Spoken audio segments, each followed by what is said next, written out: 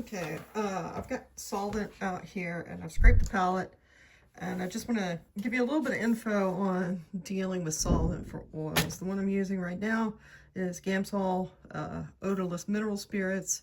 It's a petroleum distillate, so anything that's a mineral spirit product, it's a petroleum distillate. This is the first time I've opened this, which is why it's got the safety seal. Just came in the mail the other day. Sometimes these things are not easy to peel off. If they didn't give you a tab, you can always puncture it with one of your palette knives. I like to score it and peel it off that way. Again, I put some lotion on my hands earlier just to act as a slight barrier to the solvent and the oils. Okay, and then you'll notice I put my container for the solvent onto my glass palette, and the reason I did that is because I am not always the tidiest person in the world, and it's easy to spill this stuff.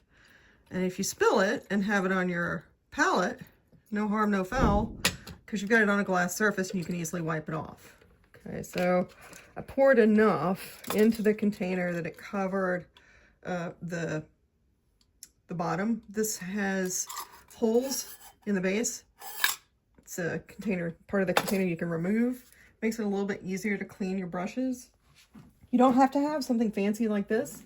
You can use just a jar, an old glass jar, and I'll show that in a different clip. But now that I've got the solvent here, one thing I want to do is I scraped the palette earlier, but if you look really carefully, you'll see there's still a film here on the surface of the palette. And one thing people don't realize is just how much unexpected color gets into their paints and makes it harder to achieve the colors they want.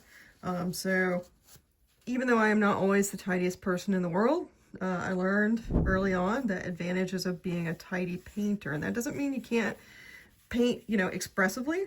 It just means that with your materials, you want to understand the effect, that what you do with these materials affects the outcome of your painting. So if you find that you get frustrated with painting, you feel like you don't get the colors you want, it's hard to mix, check to see if you're keeping your palette clean. That's one of the advantages of using a glass palette. It's really easy to keep it clean.